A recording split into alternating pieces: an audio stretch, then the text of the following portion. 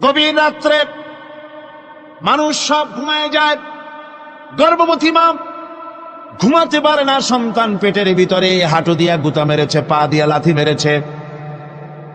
মা চরম শীতের রাত্রে, প্রচন্ড শীতের রাতে গায়ের লেপটা সরায় দিয়া মা একবার দাঁড়ায় আর একবার বসে, একবার দেওয়ালের সাথে হেলান দিয়া দাঁড়ায়, কষ্ট করে রাতটারে কাটায় দেয়।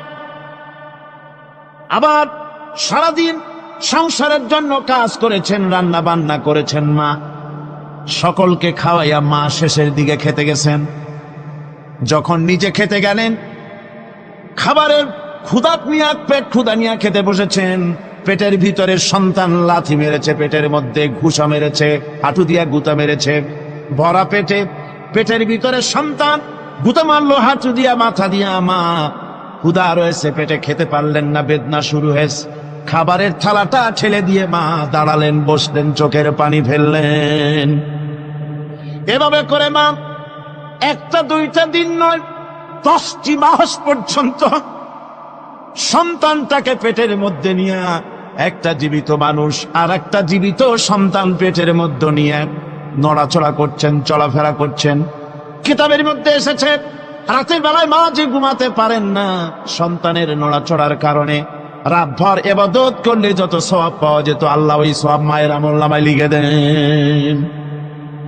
সন্তান পেটে থাকার কারণে খেতে পারে না, পেট ভরে ক্ষুধায় কষ্ট পায় মা, এই জন্যে 10 মাস ধরে রোজা রাখলে যে সওয়াব হতো, আল্লাহ রাব্বুল আলামিন মায়ের আমলনামায় রোজার সওয়াব লিখে দেন।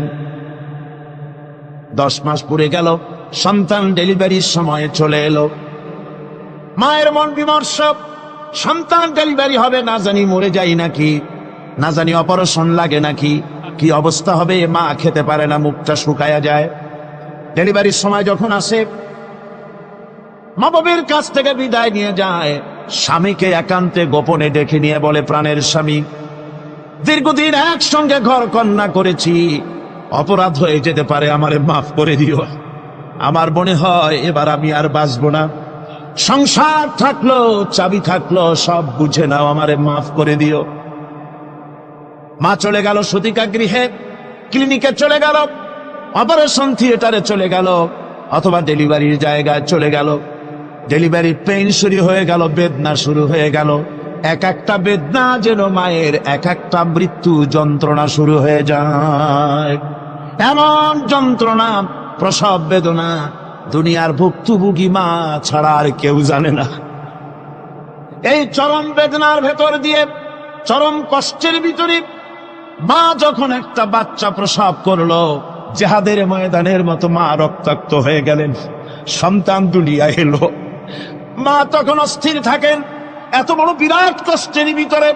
আল্লাহ রাব্বুল আলামিন বলেন, সন্তান যখন ডেলিভারি হয়ে গেল, মায়ের মনের ভিতরে আমি তখন এই ফিলিংস, এই টেন্ডেন্সি জাগ্রত করে দিই, দেখ কি হয়েছে। মা তখন দেখতে চায় কি হয়েছে। মায়ের সামনে যখন এত কষ্টে, হৃদয় বিঙ্গড়ানো, কলিজার 32টি নাড়ি ছেঁড়া যন্ত্রণা আর সন্তান যখন মায়ের চোখের সামনে আসে, আল্লাহ পাক বলেন, মা যখন তার ছেলের মুখের দিকে তাকায়, মেয়ের মুখের দিকে তাকায়, আল্লাহ বলেন 10 মাসের পেটে ধরা কষ্ট আর ডেলিভারির সব কষ্ট মায়ের মন থেকে মুছে ফেলে দেই।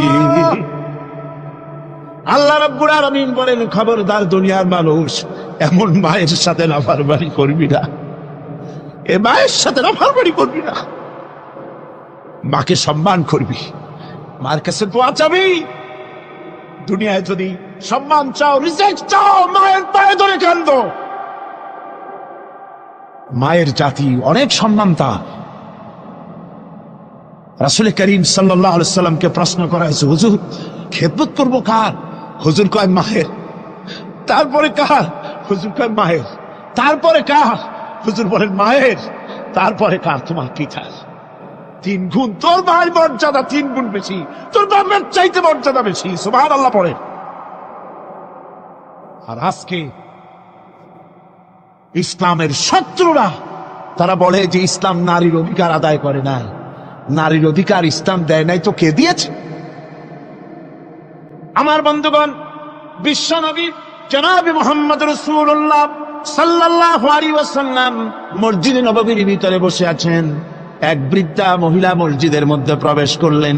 হুজুর বৃদ্ধাকে দেখে দাঁড়ায় গেলেন। বিশ্ব নবী বুড়ি মেয়ে লোককে দেখে দাঁড়ায় গেলেন। আল্লাহ নবী বুড়িকে দেখে দাঁড়ালেন। বুড়ি যখন কাছে এলেন, আল্লাহর নবী নিজের গায়ের চাদর বুড়ির জন্য বিছায়া দিলেন। বুড়ি বসলেন। এরপরে কথাবার্তা সারার পর বুড়ি যখন বিদায় হবেন, হুজুর আবার দাঁড়ালেন। বুড়ি মহিলা চলে গেলেন। সাহাবায়ে কেরাম বলেন, ইয়া রাসূলুল্লাহ, কিছুই বুঝলাম না, একজন বৃদ্ধা মহিলার জন্য বিশ্ব নবী দাঁড়ান আর গায়ের চাদর বিছান, আমরা বড় আশ্চর্য হয়ে গেলাম। নবীজি বলেন, ও আমার সাহাবীরা, তোমরা জানো না এই মহিলা কি চিনতে পারো নাই? আমি আমার মায়ের দুধ আমার জীবনে কিসমতে তেমন হয় নাই। আমি আমার মায়ের দুধ তেমন কিসমতে পাই নাই। যার বুকে দুধ খেয়ে, যার কোলে কাখে চড়ে আমি বড় হয়েছি, আমার সেই দুধ মা ইনি হযরতে হালিমাতুস সাদিয়া, আমার সেই দুধ মা। রাসূলুল্লাহ নিজে সম্মান দিয়েছেন মায়ের। খবরদার, মাকে অসম্মান করবেন না, মাকে সম্মান করবেন, মাকে শ্রদ্ধা করবেন। আমার বন্ধুগণ, আলেম ওলামা পীর বুজুর্গদের জন্য হাদিয়া তো দেন, আপনারা কোনো নিষেধ নাই, দেন। হাদিয়া দেওয়াও সুন্নত, নেওয়াও সুন্নত, দিবেন, আমি কোনো নিষেধ করি না। কিন্তু আমি বলতে চাই, পীর বুজুর্গদের কাছে, আলেম ওলামাদের কাছে হাদিয়া দিয়া আল্লাহরে যত না খুশি করতে পারবেন, এই ডালিম বেদানার মৌসুমে বেদানা একটা ভেঙে নিজ হাতে যদি ভাইয়ের মুখে তুলে দেন, আল্লাহর আরশ খুশি হয়ে যাবে, আল্লাহর আরশ আজিম খুশি হয়ে যাবে, আল্লাহ পাক খুশি হয়ে যাবে। মায়েরে খাওয়াও, বাপকে খাওয়াও, তোমার সবচেয়ে বড় পীর তিনি। সুবহানাল্লাহ পড়ে, সুবহানাল্লাহ। মা বাপ যদি একটু দোয়া করে দেয়, তোমার জিন্দেগির কাম শেষ। একটু বদদোয়া করলে জাহান্নামে যাবা। কোন পীর সাহেব বদদোয়া করলে জাহান্নামে যাবে এমন কথা নয়। কোন মাওলানা বদদোয়া করলে দোজখে যাবে এমন কথা নয়। রাসূল বলেছেন, হুমা জান্নাতুকা ওয়া নারুকা, মা বাপ তোমার বেহেশত, মা বাপ তোমার জাহান্নাম। মা বাপ যদি অসন্তুষ্ট হয়, দোজখে যাবি, আর মা বাপ যদি খুশি, আল্লাহর জান্নাতে চলে যাবি। সুবহানাল্লাহ, সুবহানাল্লাহ, সুবহানাল্লাহ। মায়ের পায়ের তলে তোর বেহেশত। আমরা পুরুষ, আমাদের গত বছরও বলেছি, আমরা পুরুষ, আমাদের পায়ের তলে জুতা। আমাদের পায়ের তলে কি? শুধু জুতা। আর আমার মা, আমার মায়ের জাতি যারা এই প্যান্ডেলে বসে আছেন, আমার মায়েরা, বোনেরা, মায়ের জাতি যারা পৃথিবীতে, মায়ের জাতি পায়ের তলে আল্লাহর বেহেশত। সুবহানাল্লাহ। নারীর মর্যাদা ইসলাম দেয় নাই, কে দিয়েছে? আল্লাহ দিয়েছেন, আল্লাহর রাসূল দিয়েছেন। আমার বন্ধুগণ, হযরত বায়জিদ বুস্তামি, ছোট্ট বাচ্চা ছেলে, গভীর রাত্রে মা অসুস্থ, পানির পিপাসায় জেগে উঠেছেন। বাবারে, পিপাসায় শেষ হয়ে গেলাম, পানি দাও। ছেলে ঘরের ভিতরে পানি না পেয়ে বাইরে দৌড়াদৌড়ি করলেন। অনেক দূর থেকে পানি নিয়ে এসে দেখেন মা ঘুমায় গেছেন। পানি নিয়ে দাঁড়ানো পৌষ মাস, মাঘ মাসের শীতের রাত, ফজরের সময় মায়ের ঘুম ভেঙে গেল। তাকিয়ে দেখেন বাইজিদ দাঁড়ানো, হাতে পানি থরথর করে কাঁপছে। জিজ্ঞাসা করে, বাইজিদ তুমি দাঁড়ানো কেন? ছোট্ট বাচ্চা বলে, মা পানি চেয়েছিলে তুমি গভীর রাত্রে, পানি ঘরে ছিল না, অনেক দূর থেকে আনতে হয়েছে। মা বলছে, ঘুমাও নাই কেন গ্লাস ছুঁয়া? বাচ্চা বলে, ঘুমাই নাই। তুমি যদি আবার পানি চাও, সময় মতো যদি দিতে না পারি, মা তোমার কষ্ট হবে। এই জন্য ফজর পর্যন্ত আমি দাঁড়ায় আছি, কখন তুমি পানি চাও। মা হাতের থেকে পানি নিয়ে পান করলেন। বাইজিদকে বিছানার উপরে আরাম করে কম্বল দিয়ে ঘুম পড়াইয়া দিলেন। হযরতে বাইজিদের মা উযু করে ফজরের নামাজ পড়ে সিজদায় চলে গেলেন। চিৎকার মেরে কেঁদে বলেন, আমার রব, আমার আল্লাহ, আমি আমার বাইজিদের মা, আমি মা হয়ে বাইজিদের জন্য দোয়া করি। বাইজিদ আমার জন্য আজকে যা করেছে, আমি মা, আমার কলিজা ঠান্ডা হয়ে গেছে। আয় আল্লাহ, আমি বাইজিদের জন্য দোয়া করি, তুমি তাকে সুলতানুল আরিফিন বানাইয়া দিও। মঞ্জুর হয়ে গেল আল্লাহ পাকের কাছে দোয়া। আমার ভাইরা, আল্লাহ পাক বলছেন, খবরদার, আমার ইবাদতের পরে মা বাপ।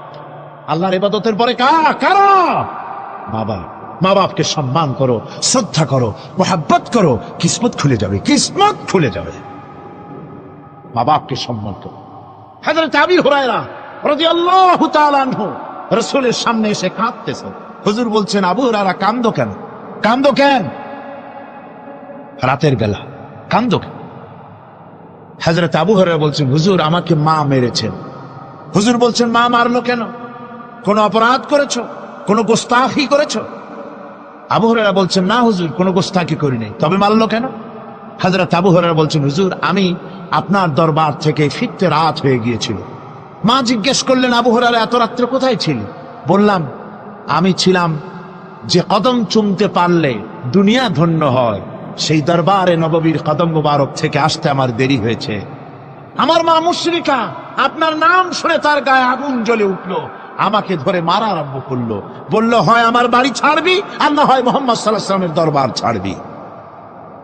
আমি বললাম, আমার মা, তুমি বুড়ি মানুষ, তোমার গায়ে যত শক্তি আছে সমস্ত শক্তি দিয়ে আমারে পিটাও, আমারে মারো, মারতে মারতে আমাকে বাড়ি থেকে তুমি বের করে দাও।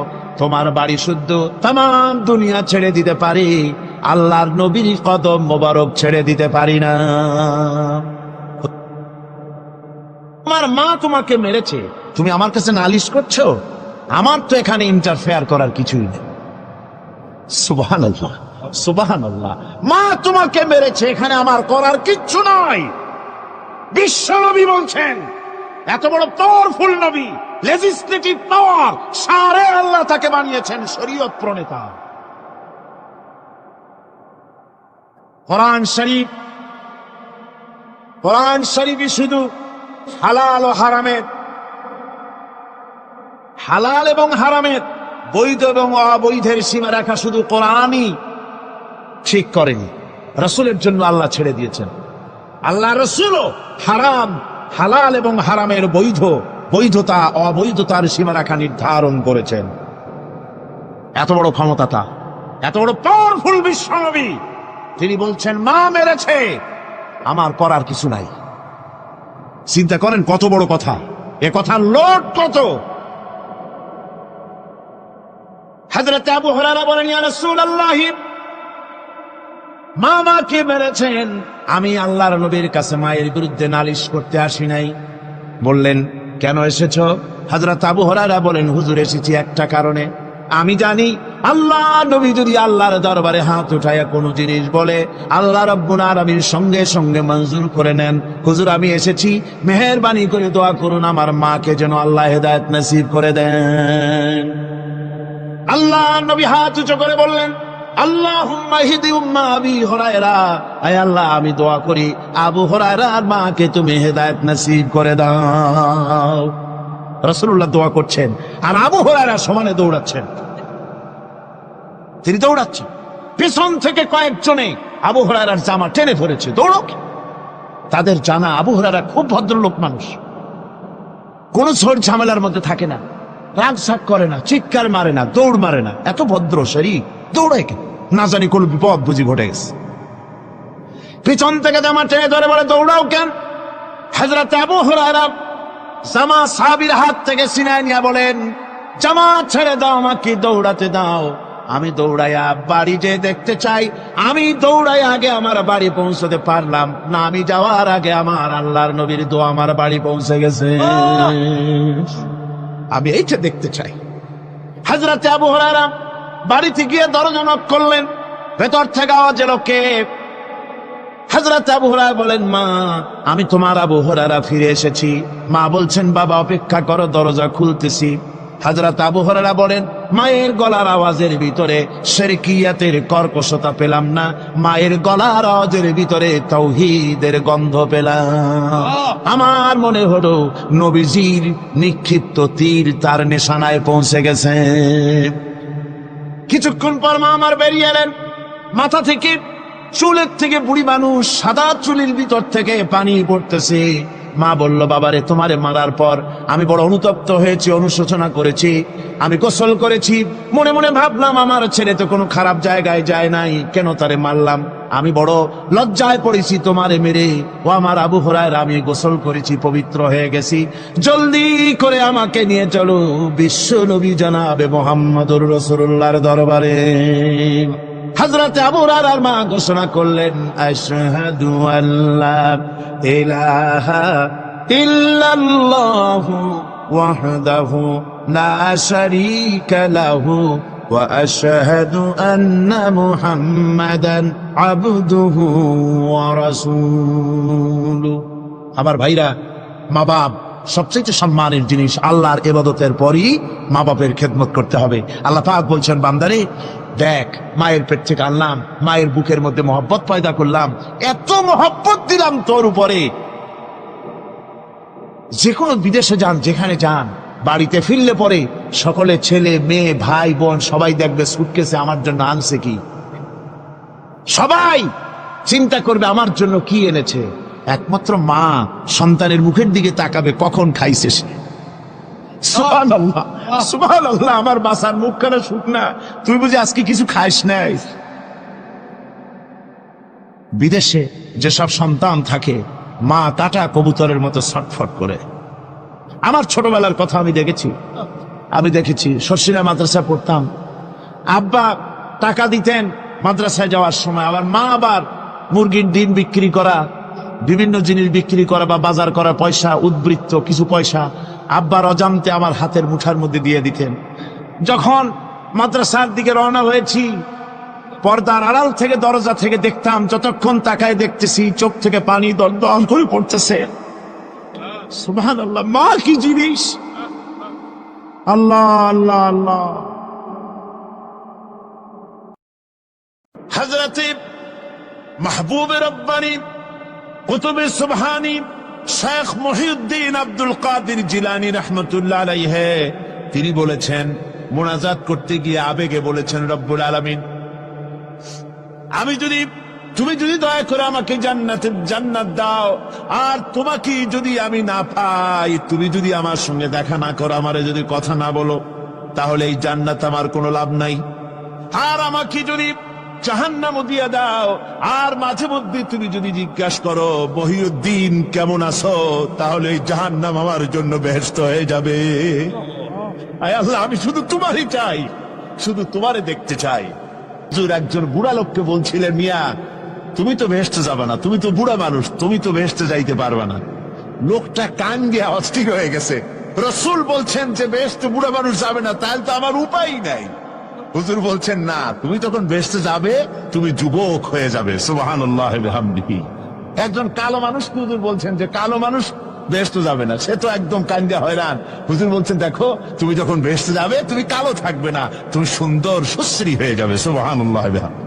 একজন বলছিল, জান্নাতে যাইয়া যা চাইবো তাই যদি পাই তাহলে তো খুব ভালো কথা। কয় যে, হুজুর আমার তো হোক্কা খাওয়ার দারুণ অভ্যাস, তা বেহেশতের মধ্যে হোক্কা পাবো?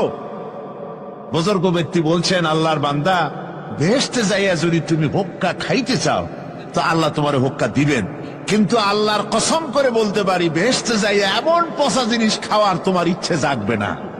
এত ভালো জিনিস থুইয়া এই পচা জিনিস খাওয়ার ইচ্ছা তোমার জাগবে না মনের ভিতরে। আমি দৃষ্টান্ত দিতে গিয়া বলি, অনেকদিন বন্ধুর সঙ্গে দেখা হয় নাই, বহু বছর পর হঠাৎ করে এক বন্ধু আর এক বন্ধুর বাড়িতে এসেছে, যে বলছে, ভাই যদিও বহু বছর পর এসেছি, কিন্তু আমার হাতে সময় নাই, আজ আমি বেশ সময় তোমার বাড়িতে থাকবো না। ওই বাড়িওয়ালা বন্ধু বলে, বন্ধু যতই ব্যস্ততা তুমি দেখাও না কেন, আজকে যখন তোমার একবার পাইছি, আমি তোমাকে ছাড়বো না। এই হলো একটা ছাড়বো না। আর ঢাকা হাইকোর্টের সামনে থেকে মকিম গাজী পালায় গেছে, ডাকাত। পুলিশ খুঁজতে খুঁজতে হয়রান হইয়া এই ডাকাতটারে যদি পাওয়া যায়, আর ওই ডাকাত যদি বলে, স্যার আপনি আমার ধর্মের ভাই, আপনি আমার বাপ, আপনি মেহেরবানি করে আমাকে ছেড়ে দেন, পুলিশ বলবে, বেটা গোটা পুলিশ বাহিনী তোর জন্য হয়রান, তোরে যখন একবার পাইছি তোরে আর ছাড়বো না। তাহলে বন্ধুর ছাড়বো না আর পুলিশের ছাড়বো না এক জিনিস, এক জিনিস না। জাহান্নামীদেরকে ধাক্কা মারতে মারতে জাহান্নামের দিকে নিয়ে যাবে, জাহান্নামের দিকে যেতে চাইবে না, তাই ধাক্কা মারা লাগবে। আর বেহেশতীদের ধাক্কা মারা লাগবে কেন? বেহেশতীরা যখন জান্নাতের দিকে যেতে থাকবে ওদের জন্য লাল কার্পেট সম্বর্ধনা দেওয়া হবে, এই দুনিয়ার পচা লাল কার্পেট না, এত সুন্দর করে সাজানো থাকবে। এক একটা মঞ্জিলে যখন যাবে জান্নাতীদের জন্য সাজানো মঞ্জিল দেখে তারা মনে করবে এইটাই বুঝে বেহেশত। ঘটি বাটি লোটা যা আছে তাই নিয়ে ওইখানে বসে পড়বে। ফেরেশতারা কবে যে আল্লাহর বান্দা তুমি এখানে বসছো কেন, এটা তো বেহেশত না। কয় এক থেকেও ভালো আছে নাকি? কয় আছে না, ওঠো আরে মিয়া উঠো। এইভাবে করে ধাক্কা মারবে, ওঠো সামনে যাও। আবার যখন সামনে যাবে সেখানে এর থেকে আরো সুন্দর পরিবেশ দেখে ওইখানে আবার বসে পড়বে, মনে করবে এইটা বুঝি বেহেশত। বলা হয় ফেরেশতারা বলবে আল্লাহর বান্দা এটা জান্নাত না, এর থেকেও ভালো জায়গা, সুন্দর জায়গা আছে। এইভাবে ধাক্কা মারতে মারতে তাদেরকে জান্নাতের কাছে নিয়ে যাওয়া হবে। হাত্তা ইযা জাউহা ওয়া ফুতিহাত আবওয়াবুহা ওয়া ক্বালা লাহুম খাযানাতুহা সালামুন আলাইকুম তিবতুম ফাদখুলুহা খালিদিন।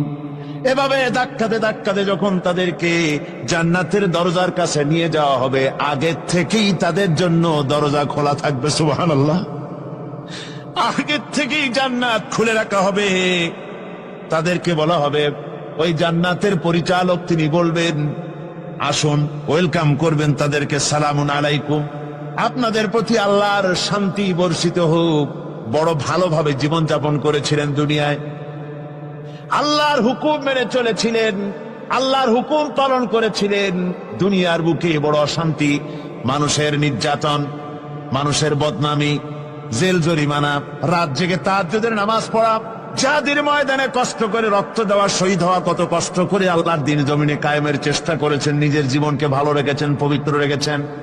আজকে আপনার জন্য এই জান্নাত, ফাদখুলুহা খালিদিন, জান্নাতে প্রবেশ করুন এবং চিরকাল এই জান্নাতের ভিতরে থাকুন। আল্লাহ রাব্বুল আলামিন ওই জান্নাতের সবকিছু দান করে দেবেন তাদেরকে, বেহেশতের মধ্যে তারা পৌঁছে যাবে। আর এই বেহেশতে পৌঁছে যাওয়ার আগে, বেহেশতে পৌঁছে যাওয়ার আগে আরেকটি ঘটনা ঘটবে। সেটা হচ্ছে আল্লাহর নবী তিনি কাঁদতে থাকবেন। আল্লাহ রাব্বুল আলামিন বলবেন, নবী আপনি কাঁদেন কেন? আজকে তো আপনার কাঁদার দিন না, আজকে তো কাঁদার দিন না, কেন কাঁদেন? মাকামে মাহমুদ দিয়েছি, আপনাকে কাউসার দান করেছি, কেন কাঁদেন? নবীজি বলবেন, রব্বুল আলামিন আমি দেখতে পাচ্ছি মাঝে মাঝে ফেরেশতারা আমার উম্মতগুলিকে জাহান্নামের দিকে নিয়ে যাচ্ছে।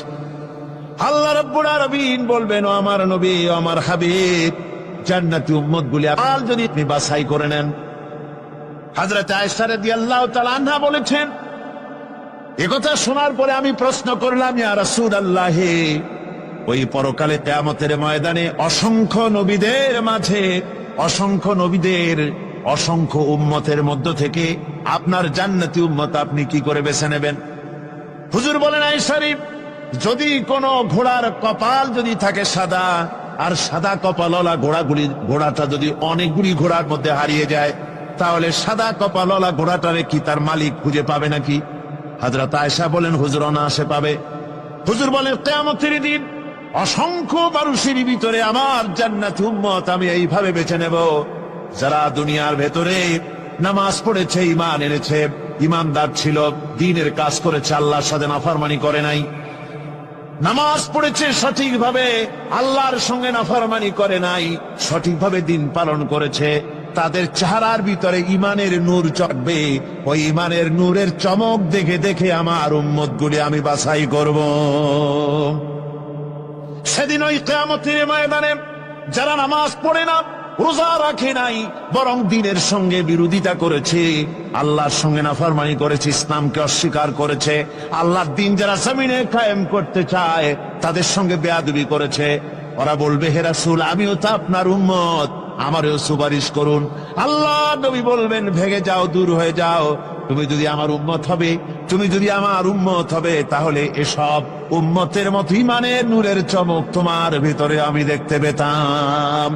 ওই হাসরের ময়দানে আল্লাহ নবী যদি বলেন, তুমি আমার উম্মত নও, ভেগে যাও, এর থেকে অসহায়, এর থেকে এতিম অবস্থার মানুষের জন্য কিছু হতে পারে না। আল্লাহ এই দুরবস্থা থেকে আমাদেরকে যেন হেফাজত করেন। আল্লাহ রব্বুল আলামিন যেন আমাদেরকে নবীর সুপারিশ কিয়ামতের দিন আমাদের জন্য নসিব করে দেন। জোরে বলেন আমিন। আল্লাহ পাক জিজ্ঞেস করবেন, ও আমার বান্দারা, ও আমার জান্নাতি বান্দারা, আমি তোমাদেরকে যে সব ওয়াদা করেছিলাম সে ওয়াদা মতো সব পাইছো কিনা? আমি ওয়াদা করেছিলাম আমার জন্য রাত জেগে যদি তাহাজ্জুদের নামাজ পড়ো, নামাজ, রোজা, হজ, যাকাত যদি করো, আমার দিন কায়েমের জন্য যদি আন্দোলন করো, রক্ত যাও, আমার জন্য যদি কষ্ট করো, শহীদ হও, তাহলে আমি তোমাদেরকে জান্নাত দেব। যত ওয়াদা করছিলাম তা পেয়েছো কিনা?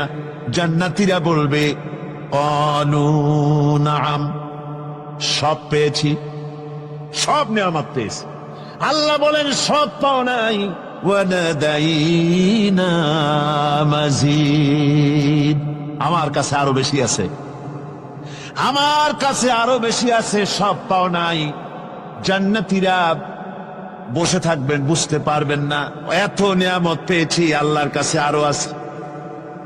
আল্লাহর নবী তখন মুখ খুলবেন, নবীজি বলবেন, রব্বুল আলামিন, জান্নাতীরা বলতে সাহস পেতেছে না, সব পেয়েছি ঠিকই, কিন্তু যার জন্য গভীর রাতের আরামের ঘুমকে হারাম করে তাহাজ্জুদের নামাজ পড়েছে, যার জন্য স্ত্রী পুত্র পরিজনের মায়া পরিত্যাগ করে জিহাদের ময়দানে শহীদ হয়েছে, যার জন্য জেল খাটলো, জরিমানা দিল, যার জন্য নির্যাতিত হলো, সে আল্লাহ রব্বুল আলামিনকে তারা এখনো দেখে নাই।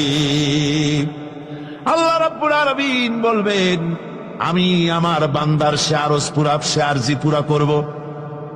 আল্লাহ রব্বুল আলামিন তার সামনের থেকে সমস্ত নূরের পর্দাগুলি সরে যাবে। রব্বুল আলামিন তার বান্দার দিকে, বান্দার সামনে জালুয়া আফরোজ হবেন। আল্লাহ পাক কোরআনে কারীমের ভিতরে বলছেন, উজুহু ইয়াওমাইদিন নাযিরা ইলা রাব্বিহা নাযিরা। বান্দা, আল্লাহ পাক বান্দার দিকে তাকিয়ে থাকবেন, আর সমস্ত বান্দারা আল্লাহ রাব্বুল আলামিনের দিকে তাকিয়ে থাকবে। এই অবস্থায় কত কাল চলে যাবে কেউ টের পাবে না। রব্বুল আলামিন জান্নাতের ভিতরে তোমার জান্নাতীরা যেদিন তোমাকে দেখবে, ওই দিন আমাদেরকেও জান্নাতে একটু জায়গা করে দিও আল্লাহ।